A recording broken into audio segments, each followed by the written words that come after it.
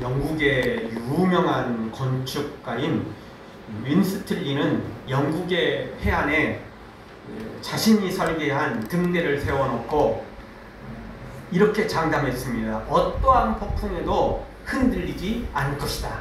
이렇게 장담을 했습니다.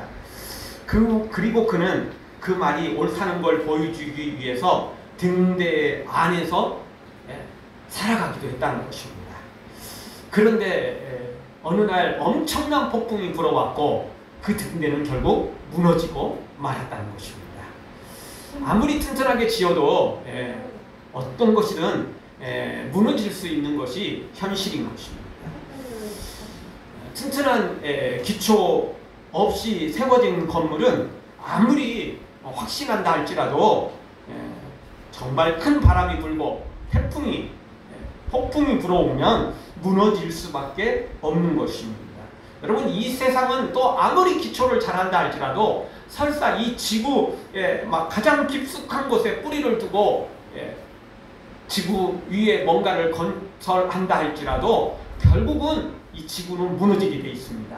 마지막 날 이 우주와 지구 전체가 다 결국은 다 없어질 것이기 때문에 그렇습니다.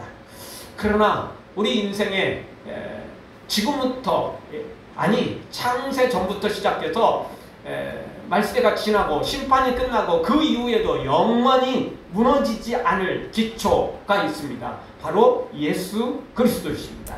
그분은 창세전에도 세상을 말씀 한마디로 창조하셨고 또 2000년 전에 이 땅에 내려오셔서 십자가 지시고 죽으셨지만 죽음과 지옥과 사탄의 권세를 깨뜨리시고 부활하신 그런 분이십니다. 그래서 그 예수님을 기초로 삼는 사람은 그 누구도 무너지지 않게 될 것입니다. 그분은 가장 완벽한 기초이기 때문에 그렇습니다. 그런데 많은 사람들이 잘못 믿거나 또는 잘못된 걸 기초로 살아가기 때문에 결국 인생이 헛된 것이 될 수밖에 없는 것입니다. 오늘 말씀도 역시 이 기초가 좋아야 되고 그리고 그 기초 위에 아름답게 쌓아가야 되는 것을 말씀하고 있습니다. 오늘 드디어 이제 그 산상수훈의 마지막 부분입니다. 마태복음 5장, 6장, 7장까지 산상수훈이라고 그랬습니다. 정말 중요한 말씀들이 여기 안에 주기도문을 비롯해서 수많은 내용들이 있었죠. 이런 내용들의 마지막 부분에 해당하는 이제 결론적으로 주님이 말씀하시는 부분이 오늘 내용입니다. 오늘 이 산상수훈의 마지막 말씀은 순종에 관한 것입니다. 그 어떤 것보다 중요한 것, 그동안 중요한 말씀들을 많이 들었는데 이제 가장 더 중요한 것은 그거보다 더 중요한 건 순종이다 라고 말씀하시고 있는 모습을 우리가 보게 됩니다.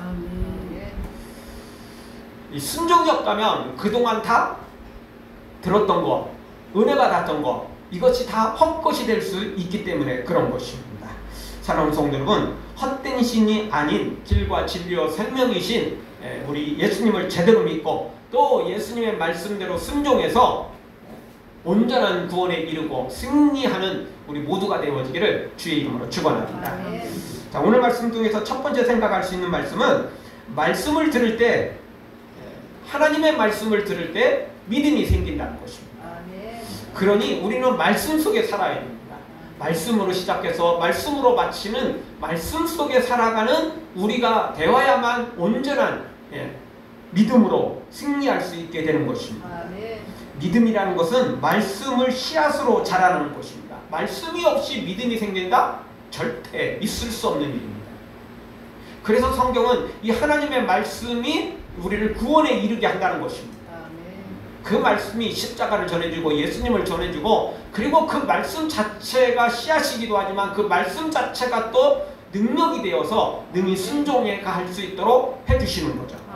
그래서 말씀 없이는 절대 우리가 믿음이 생길 수 없고 그래서 또 구원에 이를 수도 없는 것입니다. 우리가 잘 아는 로마서 10장 17절 그러므로 믿음은 들음에서 나며 그런데 그 들은 것, 들음은 어디에서 시작되는 겁니까? 그리스도의 말씀, 그리스도의 말씀으로 우리가 시작된 것입니다. 네. 예수 그리스도의 말씀이 없으면 절대 믿음은 생길 수 없는 것입니다. 그래서 그 말씀을 잘 들어야 됩니다. 그래서 구약성경 내내 이 말씀에 관해서 우리에게 많이 말씀해 주지 않습니까? 우리가 잘 아는 신명기 6장 6절 이하에 보면 이런 말씀이 있습니다. 오늘날 내가 내게 명하는 이 말씀을 너는 마음에 새기고 내 자녀에게 부지런히 가르치며 집에 앉았을 때든지 길에 행할 때든지 누웠을 때든지 일어날 때든지 이 말씀을 강론할 것이며 너는 또 그것을 내 손목에 메어 기호를 삼고 내 미간에 붙여 표를 삼고 내 집 문설주와 바깥문에 기록할지니라. 아멘. 얼마나 이 말씀을 진짜 잔소리처럼 말씀하고 있어요. 이 말씀에 의하면 우리는 무엇을 하든지 말씀 속에 살아야 되는 거예요. 아니 마음에 새길 뿐만 아니라 자녀에게 부지런히 가르쳐야 되는데 집에 앉았을 때든지 길에 행했을 때든지 누웠을 때든지 일어날 때든지 여기서 딱 한 가지만 더 하면 24시간이에요. 언제? 잠잘 때라도 이 말씀만 더하면요 진짜 24시간. 잠잘 때 그 내용만 없고 나머지 깨어있는 시간은 오직 말씀 속에 살라고 우리에게 말씀해 주고 있는 거죠. 앉았을 때에도 누웠을 때에도 길을 행할 때에도 언제든지 말입니다. 그리고 또 손목에 메고 미간에 붙이고 문설주에 붙여놓고 또 바깥문에 또 붙이고 그래서 나갈 때 보고 들어올 때 보고 끊임없이 이 말씀 속에 살라고 우리에게 말씀해주고 있죠. 말씀이 없으면 믿음이 생길 수 없으니까. 그리고 믿음이 생겼다가도 말씀이 끊어져 버리면 또다시 믿음이 흔들리니까. 아담과 하와가 처음 하나님의 말씀을 들었죠. 성과 따먹지 말아라. 그러다가 이제 잊어버린 거예요. 별로 신경 안 쓴 거예요. 하나님의 말씀을 또 되새기고 또 되새겼더라면 사탄이 유혹할 때, 뱀이 유혹할 때 그 믿음의 말씀의 믿음으로, 말씀의 능력으로 사탄을 이겼겠죠. 유혹을 이겨냈겠죠. 근데 말씀이 희미해지니까 덥석 울어버린 거죠. 선악과 따먹어버린 것입니다. 따라서 우리는 기억해야 됩니다. 이 말씀을 정말 처음부터 끝까지 말씀을 나의 것으로 담고 그 말씀 속에 살아야 됩니다. 정말 말씀의 홍수가 있어야 되는 것입니다. 물론 그냥 단순히 그냥 하나님의 말씀만 맨날 그냥 보고 듣고 이런다고 자동으로 생기는 건 아닙니다. 자, 그러나 이제 그 뒷부분의 내용은 이제 우리가 천천히 살펴보고 일단 말씀 속에 있어야 된다는 것입니다. 말씀이 없으면 결국 우리는 무너지게 되고 흔들리게 된다는 것입니다. 여러분 예수님께서 공생의 사역 기간에 병든 자를 고치고 귀신을 쫓아내고 심지어 죽은 자를 살리기도 하셨지 않습니까? 이 엄청난 중요한 일들을 동네마다 심지어 이방 지역까지 가셔서 그 일을 행하셨습니다. 얼마나 많은 환자들이 오고 얼마나 많은 귀신 들린 자들이 온지 두말할 것도 없어요. 그럼에도 불구하고 예수님의 사역의 중심은 이것들이 아니었습니다. 귀신을 쫓아내고 병든 자를 일으키는 거 날마다 하셨고 또 매 순간마다 하셨지만 예수님의 사역의 중심은 뭐였습니까? 말씀을 가르치는 거였습니다. 병 고치기 전에도 말씀이었고 병 고치고 난 다음에도 역시 말씀이었습니다. 그러니까 병 고치고 귀신을 쫓아낸 것은 양념에 불과했던 거고 핵심은 뭐였느냐? 말씀 전하는 거였어요. 말씀을 전하는 거. 왜? 병 고친 것 가지고 구원받지 않습니다. 귀신을 쫓아낸 것 갖고 구원받지 못합니다. 무엇이 구원해 주니까? 말씀이 우리에게 믿음을 주고 그 믿음을 통해서 우리가 구원받으니까 예수님의 핵심은 말씀을 전하는 거였어요. 그러니 오늘 우리도 말씀 속에 살아야 됩니다. 말씀을 가장 귀하게 여겨야 됩니다. 말씀을 최고로 여겨야만 되는 것입니다. 사랑하는 성도 여러분, 생명의 말씀, 영생의 말씀 항상 가까이 하고 또 듣고 또 그 말씀을 되새겨서 항상 사탄의 유혹을 이겨내고 승리하는 우리 모두가 되어지기를 주의 이름으로 축원합니다. 다 같이 한번 따라서 하겠습니다. 생명의 말씀과 함께 살겠습니다. 생명의 말씀과 함께 살겠습니다. 이 생명의 말씀 떠나면 죽는 것입니다. 밥 한 끼 먹는다고 우리가 뭐 곰처럼 겨울잠 자는 거 아니지 않습니까? 끊임없이 말씀을 먹어야 됩니다. 아침에 먹었다고? 아닙니다. 말씀은 우리가 다시 한번 생각해 봤잖아요. 마음의 세계뿐만 아니라 집에 앉았을 때든지 길에 행할 때든지 누웠을 때든지 일어날 때든지 말씀 속에 살아야 되는 것입니다. 그럴 때 우리가 믿음이 생기고 그 믿음이 또 흔들리지 않게 되는 것입니다. 두 번째 주시는 말씀은 믿음으로 순종할 때 온전한 구원에 이르게 된다는 것입니다. 아무리 말씀을 듣고 믿음이 생겼다 할지라도 또 계속해서 말씀을 듣고 또 계속해서 은혜가 된다 할지라도 순종이 없으면 그것은 사상무가 됩니다. 순종이 없으면 그것은 큰 의미가 없는 것입니다. 인깡똥이 시끄럽다고 순종이 없는 믿음은 죽은 믿음이고 겉만 화려하고 교회 생활은 열심히 할지 모르지만 기도 찬양 뭐 이런 생활은 열심히 하는 것 같이 보이지만 사실 알고 보면 실속이 없는 것이 바로 순종이 없는 믿음인 것입니다. 그런데 우리 한국교회에 제일 단점이 있다면, 제일 문제점이 있다면 바로 이 순종의 문제입니다. 잘 믿어요. 말씀도 잘 들어요. 기도도 찬양도 열심히 해요. 교회 생활도 열심히 한다고요. 따로. 요즘에는 뭐 코로나 핑계로 그것도 잘 안 하고 있지만 그래도 그 나름 그런 건 잘해요. 여러분 그 외국에는 우리나라처럼 새벽기도가 없습니다. 그렇다고 해서 뭐 우리나라가 새벽기도가 처음이냐 그렇진 않아요. 이게 외국에는 이제 서양 쪽은 개인적으로 새벽기도를 해요. 개인적으로 새벽에 일어나서 주님과 함께 기도의 시간을 갖고 뭐 외국에는 주로 이제 그 집에 서재실이 꼭 있습니다. 우리나라는 그런 것도 없지만 외국에는 웬만한 집들은 좀 여유가 있는 집들은 서재실이 있습니다. 그 서재실이 꼭 책만 있는 건 아니고 그게 기도의 장소죠. 그래서 믿음의 사람들은 다 그 서재실로 들어가서 골방으로 들어가서 기도를 했어요. 근데 우리나라처럼 이렇게 새벽에 모여갖고 함께 이런 건 뭐 안 했어요. 예배도 주일 낮 예배 한 번이면 거의 끝나요. 뭐 다른 예배들 거의 없어요. 대신 그 사람들은 뭐 출근하기 전에 성경 공부 모임도 하고 막 이래요. 근데 우리나라처럼 이런 이제 기도회, 예배 모임으로 이런 것들은 별로 없어요. 새벽 기도회, 뭐 찬양, 오후 찬양, 뭐 수요 기도회, 금요 기도회 뭐 이런 것들은 거의 없어요. 그냥 개인적으로 잘해요. 왜냐하면 그런 이제 개인적인 문화 그리고 서재실 뭐 이런 것들이 다 나름대로 갖춰져 있기 때문에 그게 충분히 가능해요. 근데 우리나라는 그게 좀 현실적으로 좀 어렵거든요. 서재실도 없고, 그래서 함께 모여서 기도하지 않으면 기도하기가 어려워요. 뭐 옛날처럼 진짜 산으로 올라가지고 나무 하나 붙잡고 그냥 뿌리 뽑힐 때까지 이렇게 기도하는 사람도 아니고 옛날에는 또 그렇게 해라도 했잖아요.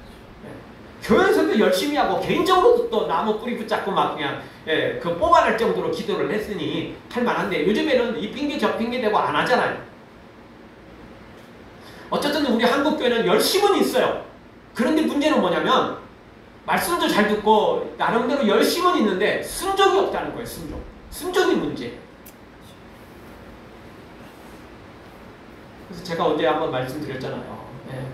미국의 신학자가 우리 한국을 방문하고 막 주일 예배 막 사람들이 빼고지로 몰려들고 막 찬양 기도 막 정말 막 뜨겁게 막 불같이 막 타오르는데 아니 뭐 주중에 사회에서 말씀대로 살아가는 사람들이 별로 없는 거예요.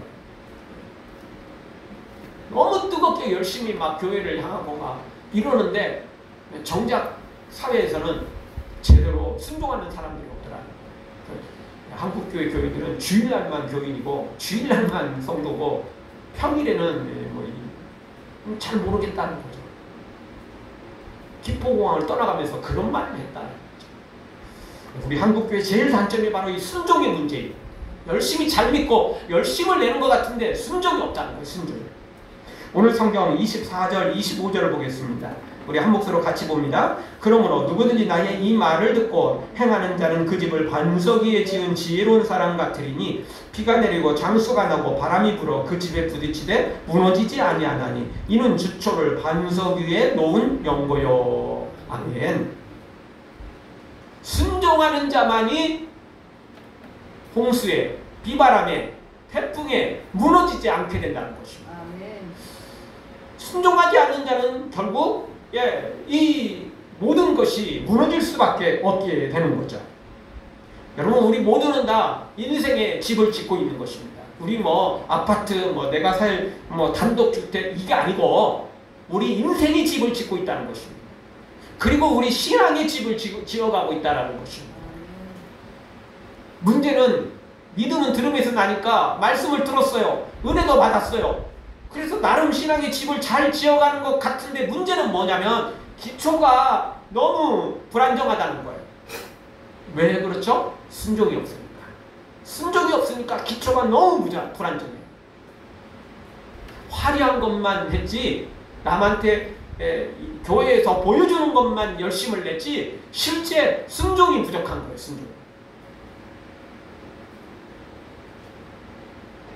로마서 10장 사람이 마음으로 믿어 의에 이르고 입으로 시인하여 구원에 이른다 라는 말씀 우리가 너무나 잘 알고 있지 않습니까? 마음으로 믿어 의에 이릅니다. 근데 그게 끝이 아니고 입으로 시인해서 구원에 이른다는 거죠. 마음으로만 믿어서 말씀을 듣고 의에 이르는 거 가지고는 안 됩니다. 입으로 시인할 때 온전한 구원에 이를 수 있는 것입니다. 근데 입으로 시인한다는 게 나 예수님 믿어요. 단순히 그 말 한마디가 입으로 시인하는 것이 절대 아니라는 걸 우리가 너무나 잘 알고 있지 않습니까? 왜? 이 말씀은 로마서 교인들에게 주신 말씀이라는 거죠. 로마에 살고 있는 성도들에게 주신 말씀이라는 거죠. 그러면 우리는 뭐 로마에 안 살고 있으니까 우리는 뭐 해당 없나? 그게 아니죠. 우리도 동일하게 로마에 살고 있는 그 결단의 모습으로 그 결심으로 이 말씀을 받아야 된다는 것입니다. 당시 로마에 살고 있는데 예수님을 믿는다라고 말하는 사람은 어떤 취급을 받았습니까?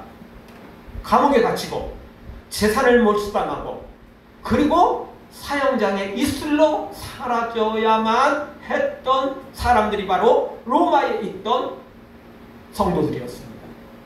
나 예수님 믿어요 말함과 동시에 감옥에 갇혀야 되고 재산을 몰수당해야 되고 심지어 순교까지 해야 되는 상황에서 입으로 시인하고 입으로 고백하는 걸 입으로 말한다는 것입니다. 그냥 뭐 지금 이 시대에 뭐 아무런 뭐 것도 없고 뭐 제재도 없고 뭐 아무런 것도 없는 그런 데서 내가 예수님 믿어요 나 교회 다녀요 이렇게 말하는 것과는 천지 차이라는 것입니다. 즉 입으로 시인한다는 것은 나는 감옥에 갇혀도 좋습니다. 나는 재산을 몰수당해도 좋습니다. 나는 심지어 죽음을 당한다 할지라도 나는 끝까지 예수님을 따르겠습니다. 라고 고백하는 것을 입으로 시인한다는 것입니다. 절대 가볍지 않은 것입니다. 주일날만 예수님 주여 주여 부르고 찬송하고 또는 뭐 주중에도 그냥 찬송하고 기도하고 뭐 이런 거 열심히 한다고 되는 게 아니고 순종하지 않으면 소용없다는 것입니다.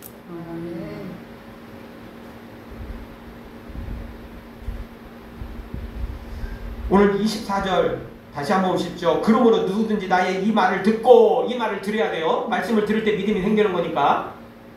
그래서 예수님께서 마태복음 5장부터 6장, 7장까지 계속 이 말씀을 같이 모여있는 사람들, 한 곳에 모이는 사람들이 이 말씀을 먼저 계속 전해줬어요. 근데 그게 끝이 아니라는 거예요. 이제 말씀을 들어서 믿음이 생겼다면 듣고 나서 뭘 하는 거예요? 행하는 자, 순종하는 자에게 진짜 은혜가 임하고 진짜 구원이 임한다는 것입니다.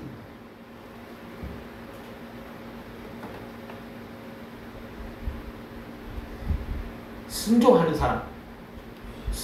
사람 이 사람이 진짜 믿음 있는 사람이고 이 사람이 진짜 구원에 이르는 사람인 것입니다.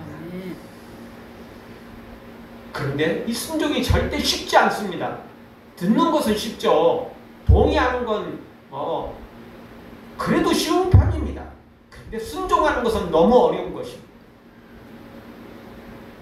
왜? 희생해야 되고 헌신이 따르고 아까 말씀드려온 것처럼 감옥에 갇혀야 되고 재산도 몰수당해야 되고 심지어 목숨까지 내어놔야 될 수 있는 것이 바로 이 순종이기 때문에 그런 것입니다.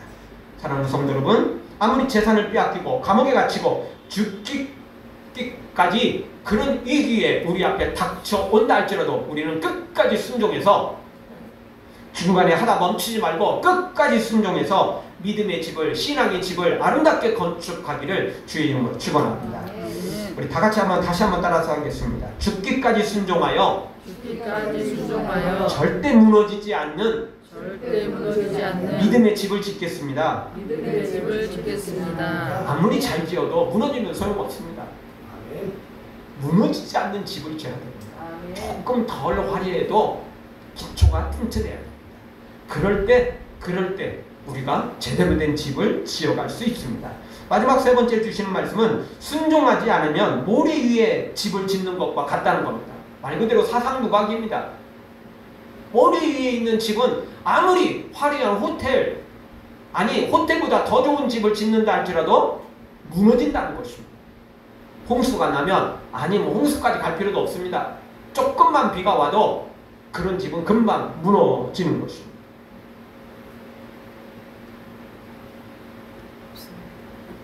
오늘 성경 26절, 27절을 다시 한번 보죠. 26절, 27절 한 목소리로 봅니다. 나의 이 말을 듣고 행치 아니하는 자는 그 집을 모래 위에 지은 어리석은 사람 같으리니 비가 내리고 장수가 나고 바람이 불어 그 집에 부딪히며 무너져 그 무너짐이 심하니라.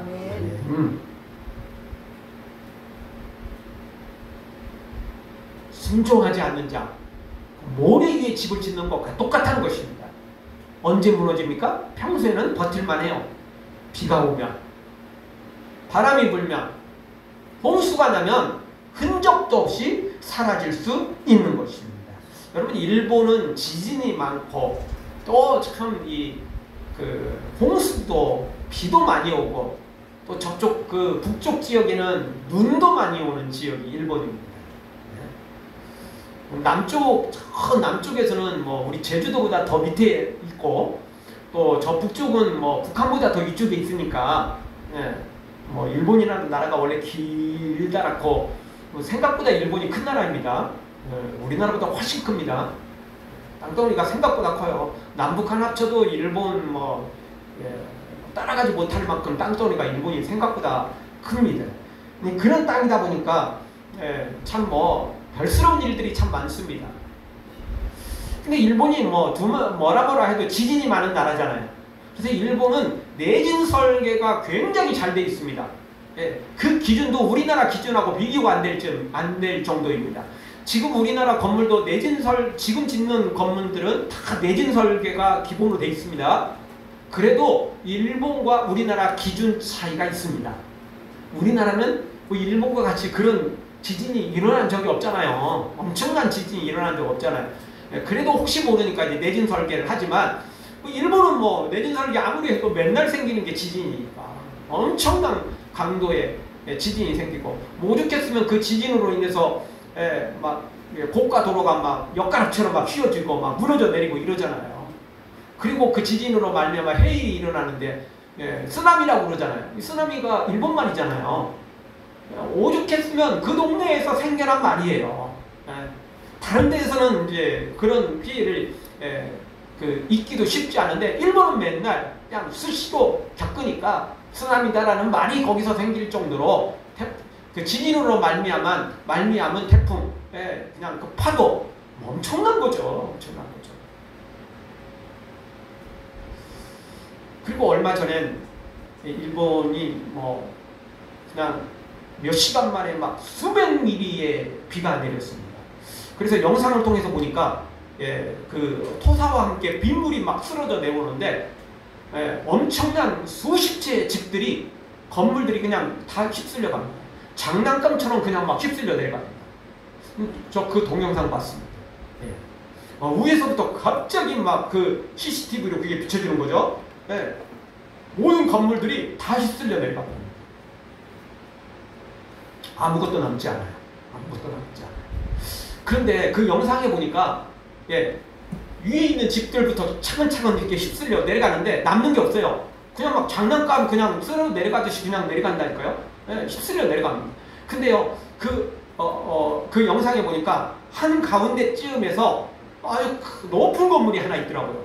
예, 그거는 뭐 보통 1, 2층 건물이 아니고 뭐 10층 가까이 되는 그런 건물인 것 같아요. 살짝 보기에 상당히 높은 건물이었는데 재 무너지면 진짜 뭐 정말 피해가 크겠다, 이 싶을 정도로 상당히 큰 건물이었습니다.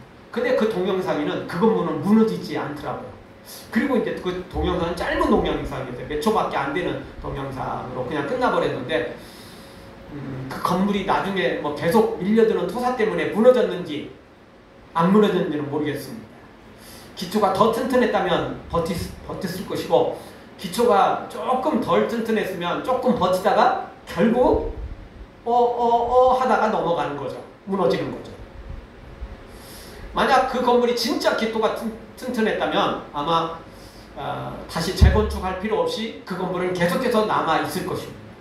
그러나 그 건물도 기초가 생각보다 약했다면 결국은 뭐 혹시 무너지지 않았다 할지라도 결국은 기초가 문제가, 집안에 문제가 생겨서 결국은 건물에 금이 갈 것이고 한쪽으로 또 기울어질 것이고 안전진단에 문제가 생기게 되겠죠. 그럼 아무리 뭐 홍수가 나고 별일 다 벌어져도 기초가 더욱 튼튼했다면 그 건물은 문제가 되지 않겠죠. 여러분, 우리의 삶도 똑같습니다. 일본만 그런 게 아니고 우리 인생에도, 우리 신앙에도 지진이 생길 수 있습니다. 그런 엄청난 홍수가 내릴 수 있는 것입니다. 그리고 또 우리가 영상에서 이따금씩 뉴스를 통해서 본 거, 그게 뭐죠? 싱크홀. 갑자기 자동차 가는데 갑자기 쑥 빠져버리잖아요. 그냥 뭐 건물 자체가 툭 빠지기도 하고. 어느 날 갑자기 그렇게 생기는 겁니다. 왜 그렇습니까? 기초가 문제가 있기 때문에 그런 것입니다. 기초가 문제가 있기 때문에 싱크홀이 생기는 것입니다. 얼마 전에는 브라질에서 싱크홀이 생겼는데 그냥 들판에 생겼어요. 처음에는 그냥 몇 메타에 불과했는데 그게 갈수록 막 커져가는 거예요. 지금도 커져가는지는 모르겠습니다. 얼마나 커졌는지 나중에는 이게 수십 메타를 넘어갈 정도로 엄청나게 커졌습니다.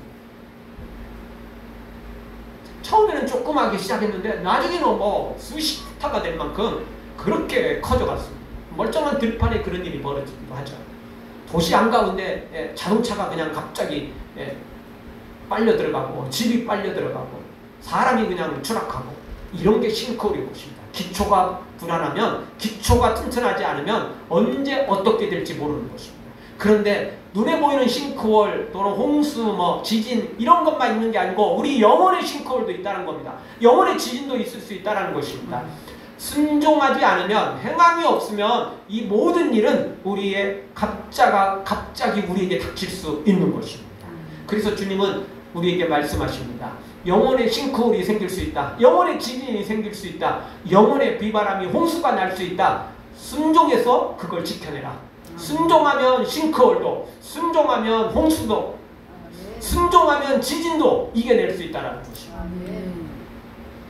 순종이 없으면 결국은 다 무너져 내리는 것입니다. 그래서 야고보서 2장 17절, 이와 같이 행함이 없는 믿음은 그 자체가 죽은 것이다. 20절, 헛단한 사람아, 행함이 없는 믿음이 헛것인 줄 알고자 하느냐. 26절, 영혼이 없는 몸이 죽은 것 같이 행함이 없는 믿음은 죽은 것입니다. 행함이 없는 믿음, 그거는 가짜인 것입니다. 따라서 우리는 행해야 됩니다. 순종해야 됩니다.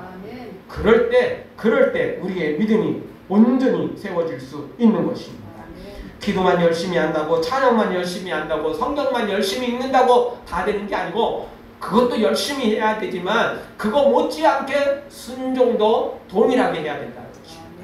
사실은 다 하나인데 이게 사람들이 제대로 행하지 못하니까 우리는 이걸 구분할 수밖에 없습니다. 그래서 말씀을 들어서 믿음이 생기지만 행함으로 온전히 합쳐질 때 진짜 믿음이, 진짜 구원이 이루어질 수 있는 것입니다. 특히 우리 한국교회에 이 행함이 너무 없습니다. 행함이 너무 부족합니다. 물론 기도, 말씀, 찬양, 교회 안에 봉사도 행함은 행함입니다. 그런데요, 여기서 행하는 행함은 그거 행함에다가 우리가 일반 사회에서 일주일 동안 살아가면서 진짜 이 행함이 있어야 된다는 것입니다. 그 옛날 영화에 한 형사가, 그 영화 제목이 뚝학스였나요? 어쨌든 뭐 그 형사는 그냥 일주일 내내 뇌물도 많이 받고 막 하여튼 뭐 이것저것 많이 취하는데 교회 일주일에 한번 교회 와가지고는 눈물 바르는 거죠. 일주일 동안 제가 좀 뇌물도 받고 잘못했어요. 용서해 주세요. 진짜 용서, 그거는 진짜 외계가 아니에요. 왜? 또 그렇게 하고 일주일 가서 열심히 돈 긁어 모으고 뭐 이러거든요. 그리고 또 일주일에 한 번 오면 또 죄송합니다 주님. 그리고는 또 나가면 또 열심히 돈 긁어 모으고. 그거는 행함이 아닌 것입니다. 행함이 아닌 것입니다. 그렇게 살아서는 참된 믿음이 아닌 것입니다. 사랑하는 성도 여러분, 우리의 착한 행실을 세상에 드러내서 우리의 모습을 보고 하나님께 영광을 돌릴 수 있도록, 우리가 진짜 세상의 빛과 소금이 되는 것, 이것이 바로 하나님의 말씀대로 행하는 것입니다. 이 온전한 행함, 죽은 믿음이 아니라 행함이 있는 믿음으로, 행함이 있는 온전한 구원으로 우리 주님께서 말씀하신 이 무너지지 않는 집, 절대 홍수에도 지진에도 싱크홀에도 무너지지 않는 신앙의 집을, 믿음의 집을 건축해가는 복된 성도들 되어지길 주의 이름으로 축원합니다. 아멘. 기도하겠습니다.